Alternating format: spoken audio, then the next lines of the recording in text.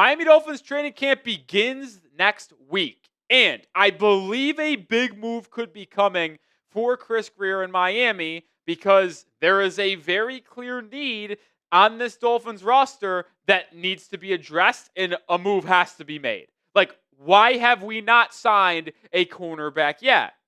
After the Jalen Ramsey trade, yeah, we netted Minkah Fitzpatrick back in that deal, but our secondary, specifically at corner, is as rough as it gets. It is, without a doubt, in my opinion, the worst cornerback room in the entire National Football League. Kader Koh is solid. He's a top 10 nickel. But Cam Smith and Storm Duck, as your two boundary starting corners, is an absolute disaster waiting to happen. And maybe you move Kader Koh to the outside, and then you just run a lot of three safety looks with Davis, Melifanu, and Minkah. But I still don't think that's the most efficient way to go about this. You just have to add someone. And we've been talking about signing a corner ever since Miami didn't take one in the first 2 days of the NFL draft. If Miami drafted a corner in the first, second, or third round of April, I don't think we would be having a discussion as severely as we are right now. But the fact that the only corner they took in the draft was a fifth-round selection, who's like an unproven type of project guy, if you will. That's not me dogging Jason Marshall Jr. I've grown to be high on his future, but I can't bank on him starting. I can't bank on Cam Smith or Storm Duck if this is a team that seriously tries to be competitive this year. So they have to have someone coming down the pipeline with a potential signing.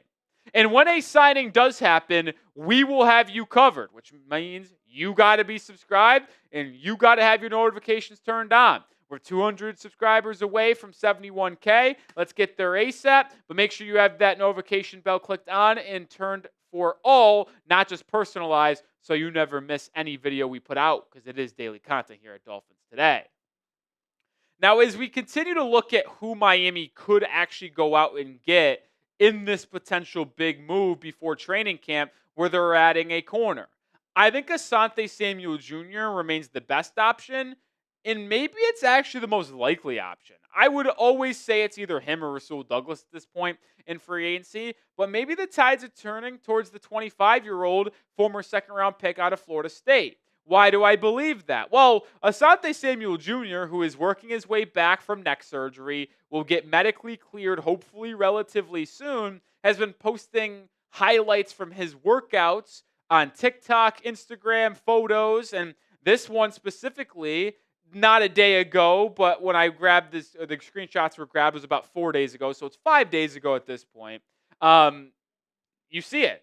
And then when you go to the comments, one of the top comments was, please go to the Dolphins, even with what your dad said about him. Obviously, last week we did a video about Asante Samuel Jr. calling the Dolphins organization not good, with Chris Grier having no backbone and Mike McDaniel being a pushover. Well, you see there, Asante Samuel Jr. liked that comment, liked by creator. You see his profile picture with the heart on that comment. So that means Asante Samuel Jr. does not believe what his father said about Miami's organization in any type of way and would be very open to signing with the Fins if the Dolphins approach him and give him a contract worth accepting. And to me, if I could talk to Chris Grier right now, so Chris, listen up, I'm begging you, please get this done. Asante Samuel Jr. is without a doubt the best option at this point in the offseason in NFL free agency if you're going out and signing a corner to play on the outside that can be a day one starter. Is there injury concern? Yes, there is. But his play over the last 4 seasons, when on the field, has shown you the capability of being a top 2 guy in a secondary room. And you go back to 2023, because he was injured a little bit, and I won't really use his stats from last season as a true indictment on how he is. I think he played well in 2023. He shows you good tape in man and zone coverage, specifically having a better season playing man-to-man. He's only 5'10", but he's got long arms. He's physical at the point of attack, and he's capable of playing any type of scheme, which is why I think he would be a good fit in Miami, because Anthony Weaver, we know, has a very versatile kind of system where he might blitz a couple corners and drop linebackers and safeties deep in the coverage. He might play man-to-man. He might play cover 2, which they did a lot last season for Miami. He might play cover 3. Like, you will see such a mixed bag from Anthony Weaver, which is why I think he succeeded so well in his first season as defensive coordinator in the 305.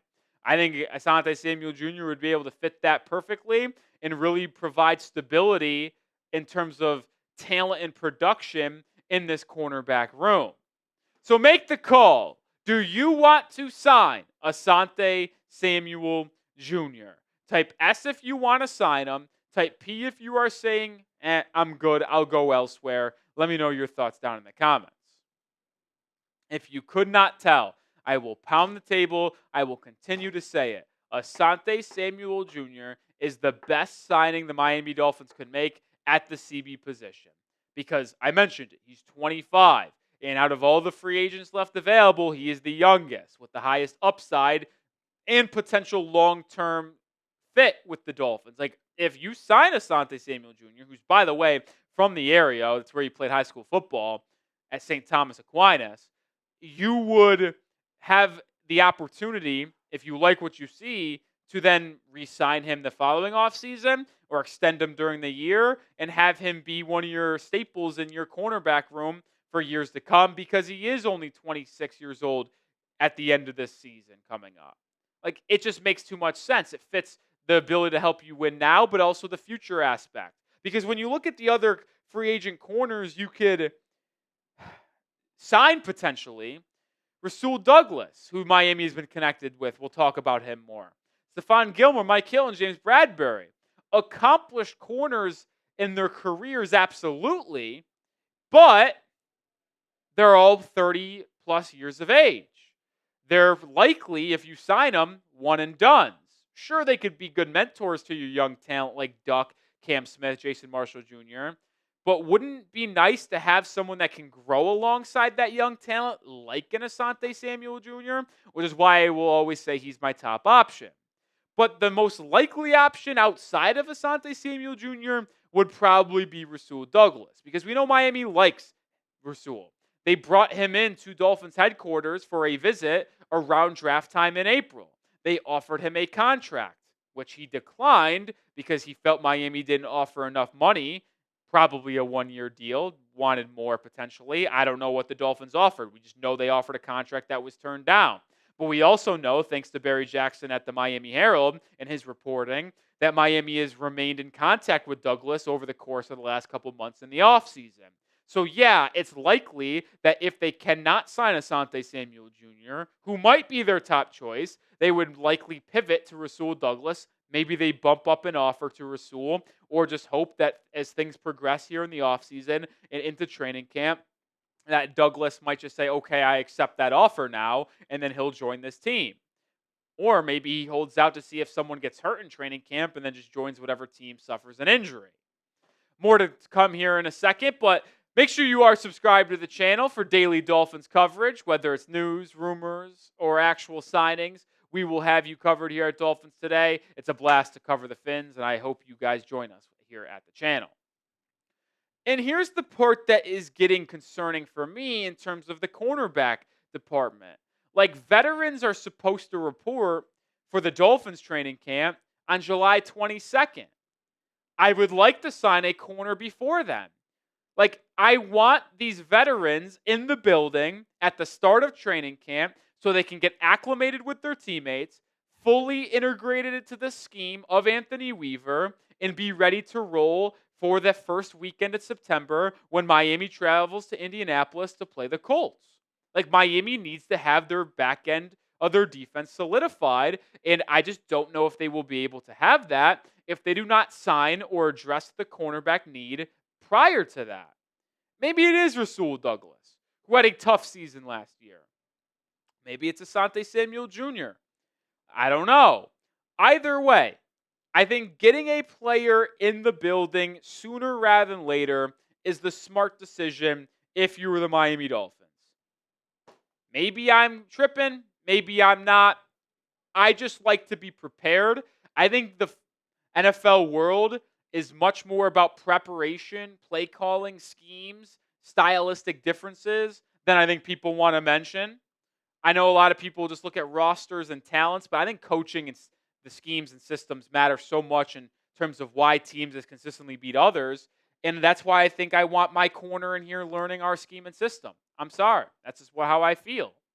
Now, I do want to briefly mention Stephon Gilmore because I could be in on Stephon Gilmore too. I know we've talked more about Rasul Douglas and Asante Samuel Jr. than Gilmore, but over the past couple of seasons, like Gilmore has shown that he's still capable, not only in just being able to stay on the football field, playing 1,000 snaps in 2023, playing 860 snaps in 2024. Like, did his coverage numbers decline in 2024? Oh, absolutely. There's no debating that. And he's the oldest cornerback that we're discussing here, him and James Bradbury, because Gilmore's 34. He's been in the league for a while, former decoy in 2019 with the New England Patriots. Like, he's not my favorite out of the cornerback options, but I am in. Like, this, I am not turning Stephon Gilmore away. Now, with Gilmore being where he is at in his career and age, like, are you, if you're Stephon, just waiting till closer to the season and signing with a familiar team and scheme like Dallas or something like that? As we know, they might be looking for a corner with Diggs' situation up in the air. Or is he waiting for a potential injury to where he could then be catapulted to the top of that specific cornerback depth chart? I don't know. But I would be very open to adding Stephon Gilmore to this roster. I'll explain a little bit more why here in a second. But if you had to pick one free agent corner to sign, who would it be? Would it be Asante? Would it be Rasul? Would it be Stephon? Maybe it's Mike Hilton or James Bradbury. Name your top CB you want to sign. Drop some names down in the comments. Obviously, Asante Samuel Jr. is my favorite without a doubt. But I actually think I would rather have Stephon Gilmore than Rasul Douglas. And for one reason. One, I think Gilmore, even though he did decline and you see the speed and maybe fluidity in his athleticism a little bit down last season, still had a better year than Rasul Douglas. But he's also the more proven veteran guy. Like I mentioned, he won Defensive Player of the Year. Despite that being 5-6 years ago, he's still a really solid, like, long-term corner that maybe could mentor and teach Jason Marshall Jr., Cam Smith, Storm Duck some things. And I know that they've had good veterans in Jalen Ramsey and Kendall Fuller, but are we sure that Jalen Ramsey was actually a good veteran teaching these young guys anything?